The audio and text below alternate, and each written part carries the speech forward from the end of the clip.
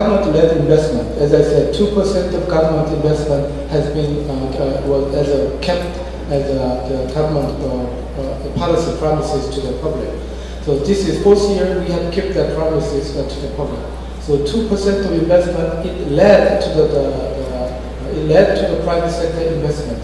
The fiscal policy play an important role in the Korean Green Growth strategy. The last thing I would like to briefly mention is not just the top-down approach. Bottom-up approach is very important. Bottom-up means that the green culture, green education, green the lifestyle. Those activities is well promoted by the government, the interaction with the private sector and the NGO sectors. Okay. Yes. Some further questions? Do you? You still have that? Well, I do have a little. Okay. Yeah. If you can make it short, then we can have the discussion in advance. All right. So in Korea, the last point I'd like to make that the green growth is another option. It's a must. Because the growth pattern we have enjoyed the last 6 years, it was more like input-driven, the growth. Many Korean intellectuals question we still can enjoy this type of growth in the upcoming future. So many our opinion leaders in Korean society doesn't believe so. So the green growth is as a result of those the deliberation of those intellectuals' mind, and we are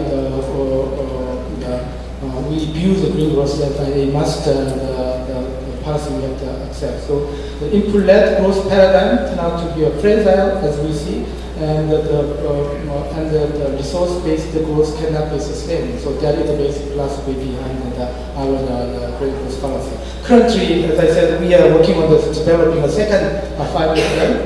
So in this plan will be for year 2013 and year 2018. And the biodiversity sector is very important, the policy area we are currently considering. So what we have a discussion and the ideas we have shared here can be used as the resources to develop our upcoming policy. So I hope that green growth policy not only domestically, but also can be disseminated internationally. Thank you. Okay, well thank you very much, and it shows when there's leadership from the top, it can get really actions on the ground. Harald Lossack from GIZ, the German development agency, has been working since 2008 as head of the Competence Center on Biodiversity, Forest and Natural Resources at headquarters. And he's also been involved in the International Climate Program for Conservation of the Brazilian rainforest. When I asked Harald to join us on this panel, it was really to talk about public-private partnerships, and GIZ has a history and a whole program that's actually fostering these public-private partnerships. Can you tell us more about it? Yes, of course. First of all, thank you very much for the invitation. I know that time after lunch is always the hardest one for the audience and for the panel. But I'm very happy to talk a little bit about our program Develop. It's a program designed for public-private partnerships within our organization. GIZ,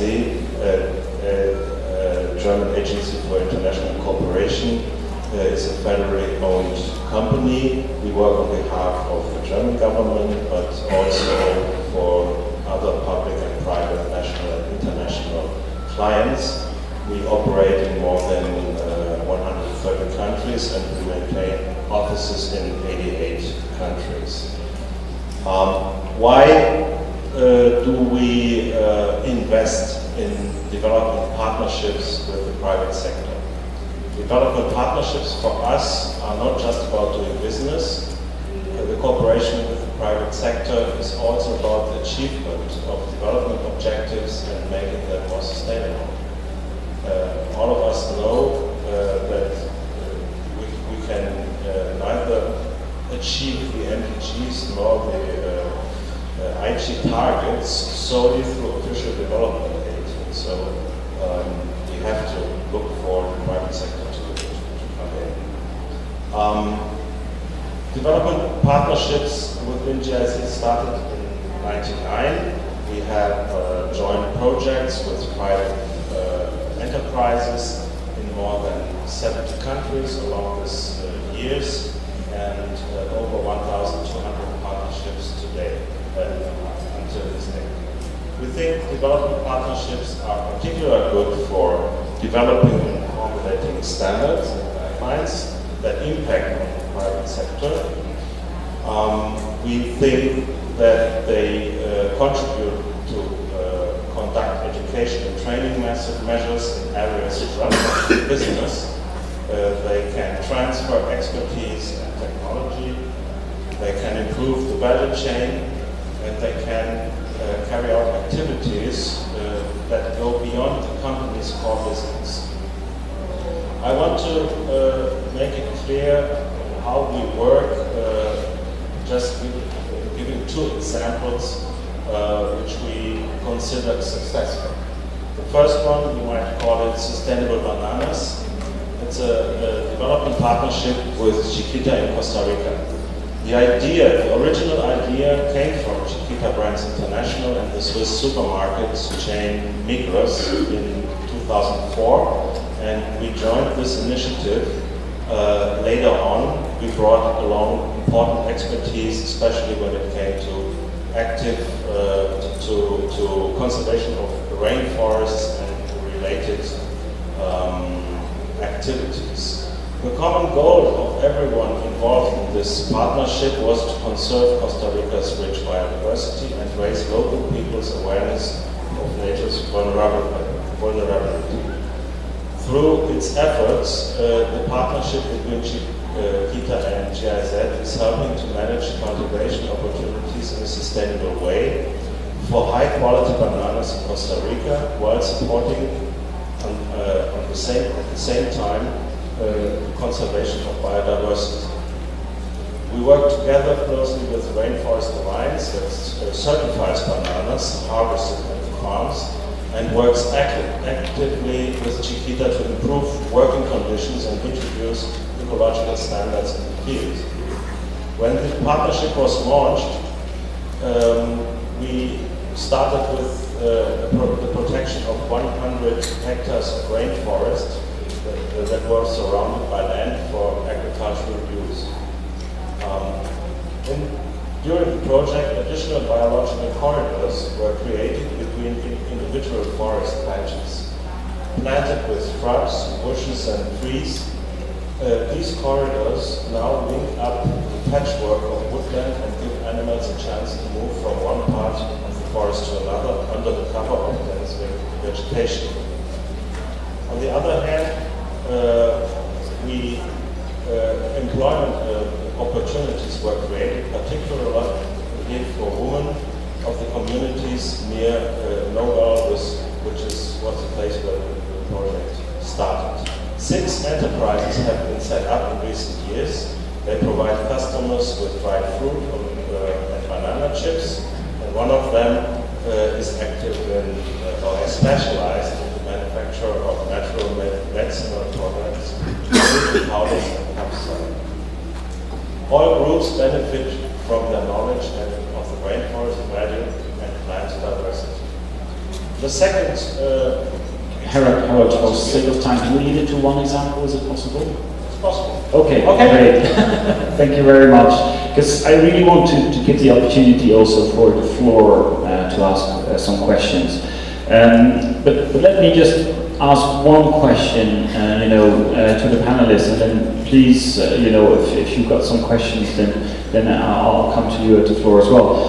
It's how are we going to now to scale up? It's interesting to see that our first 3 speakers are clearly indicating that yes, things are happening, and Korea very specifically showed that at the government level, when there is a willingness out there, 2% of GDP can be set aside, and it can create a market, it will create the right policy signals which the business sector is asking for, but we still seem to lack the scale. So can public policy really contribute to scaling up business solutions and establish the mechanisms to reward the leaders? Because that's what we hear a lot, is that well, there are a lot of front runners out there, and can they actually be rewarded? Jonathan? Thanks, Gerard. In relation to some of the topics we've just discussed, there are two key areas where public policy can scale up and leverage some results. One of them is national conservation plans, and the other one is national conservation banks for biodiversity offsets. So if governments have put in place policies for no net loss, if companies are putting in place policies for no net loss or net positive impact, we as the conservation community have a responsibility to work with those companies and with the governments to facilitate the supply of those biodiversity offsets. We've spent perhaps the past 30 years prioritizing biodiversity globally and nationally, and we have all these plans, etc., certainly in OECD countries. National conservation plans, such as NBSAP, National Biodiversity Species Action Plans, required under the CBD, are still relatively incomplete in many non-OECD countries. These national conservation plans are required so that we have a clear understanding of which areas of biodiversity in a country are essentially no-go, and World Heritage Sites are well known for that, which areas of a country are core value for biodiversity and not required for offsetting, and then there's this middle bit in which biodiversity offsetting is required. Within that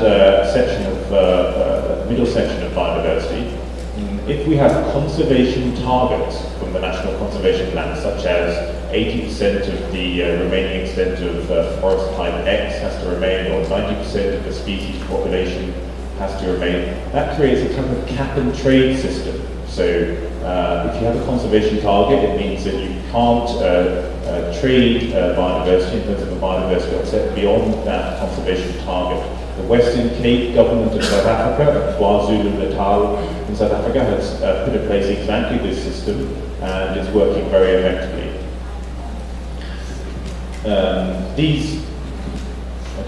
These national conservation targets solve most of the problems of biodiversity offsetting, such as equivalence and limits to offsetting, etc. Conservation banking goes one step further. That's the creation of land banks of biodiversity today for impacts which may occur tomorrow. These are government administered and can be private or privately or government run. These are really useful because most biodiversity offsets have too high transaction costs to be successful. Many, they are too expensive, they take too long to put in place. Conservation banks have been put in place in the US and in Germany since the 1970s. They reduce transaction costs, reduce time delays, simplifies the process for participants and avoid temporal loss. We can work with national governments and with business to make this happen. This isn't a thorny problem like people and parts and these other things that we haven't solved. The tools are already there, we simply need to scale up. In the case of the development of the IC performance standards and the consultation law, there was a lot of consultation. And clearly what you highlighted, that there was an issue of, well, capacity and grappling with the issue. I got a question to you, Milagros. Have you now frightened off industry to come to Peru with this consultation law? Or do you think that it does create a safe environment for investors? Definitely some investors in the first phase of designing this legislation were very concerned about the implications of the legislation. But I think that with the dissemination processes that are going right now, both indigenous peoples and investors are understanding, and especially understanding that the mandate of this consultation law is from the government. And this will apply or enable a better environment for investors to come and try and work in Peru, but definitely with guidelines, with rules set. But this obviously is not a short-term goal. It is a long-term, medium-term goal, and the idea is to start building capacities both at the investment sector, but also with indigenous peoples to try to understand and see how they can participate actively in the design of policies and legislation and any other activities that could that they could start working with. Thank you. And Lorianne, to you on you know, the PF6 standards being now adopted by all the equator banks. Are we now only talking about very large projects and very large developments? What about the smaller investments, and how can we incentivize them to actually apply some of the same standards? The performance standards for IFC are applied for all projects, large and small. In fact, it's a gross misconception. The majority of IFC work is actually not with these big major companies. Our development mission is to raise up these smaller and mid-sized companies, and that's part of our development mandate. But while I have the mic here, I just want to respond to you, John, and just fully support what John said and give you another reason for why these mechanisms that he's describing are so important. When it comes to the private sector and for the performance standard, for example, and actually the conservation community at large, what we're asking companies is to be responsible, to work across landscapes, to assess biodiversity, how ecologists do, to think about how species use landscape, ecosystem services. These are all things that companies are, at least the very good ones, the good ones are trying to step up to the plate and think about ways. But I'd like to present to the group here just a couple of challenges from their side that most of us aren't really aware of. Companies have a very difficult time doing things outside of areas that are not underneath their management control. So when they have a concession area, they're able to work in their concession. When you ask them to work across landscapes, they have a difficult time doing things because it's not in areas that they have license to. But yet good biodiversity management practices ask companies to look across landscapes and think of what they can do in a broader scale.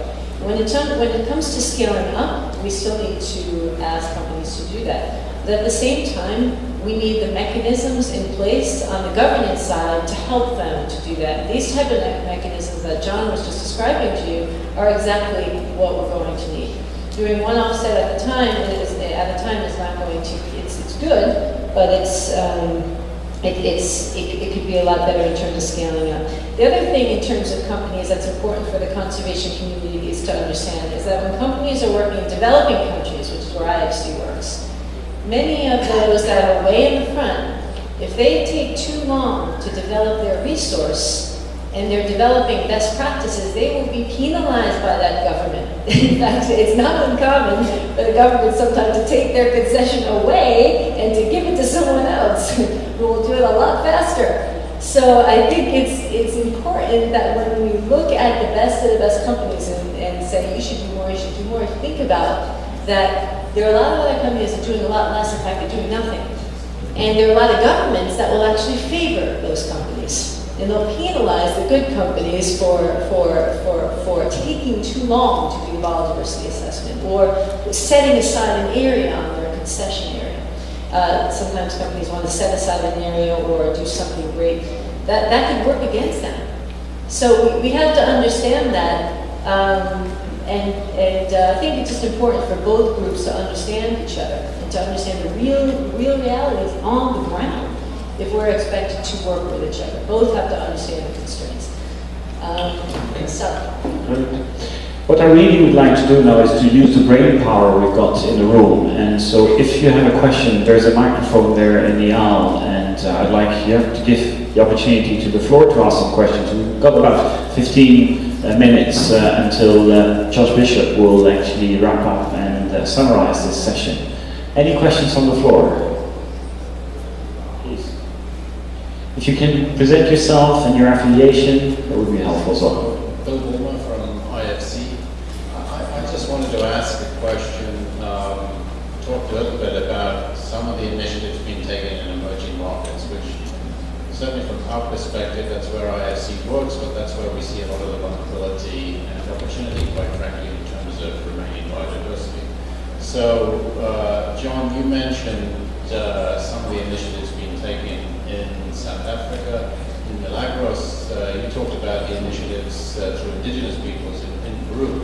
What was the driving force there that got those initiatives started? Because this to me is a crucial issue. How do we sort of change governments' people's minds, get them interested in this to really start taking the steps that you've been describing here? Tools are already. How do you get the process started? What really kick things off?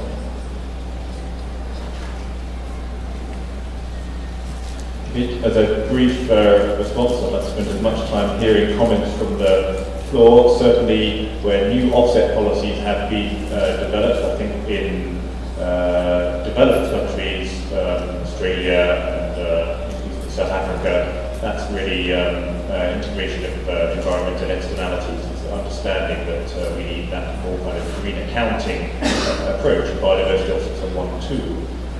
In developing countries, there are a number of examples where offset policies are coming to be put in place, but they could be coming into place much more rapidly. Certainly we've been approached by a number of governments, such as the government of Mongolia, who wish to put in place policies such as offsets for no net loss, but they simply don't have the capacity and expertise to do that. Many developing world governments are still struggling with environmental impact assessment law. So there's a lot that conservation community could do to work with developing country governments to facilitate and provide the training and expertise to allow no net loss approaches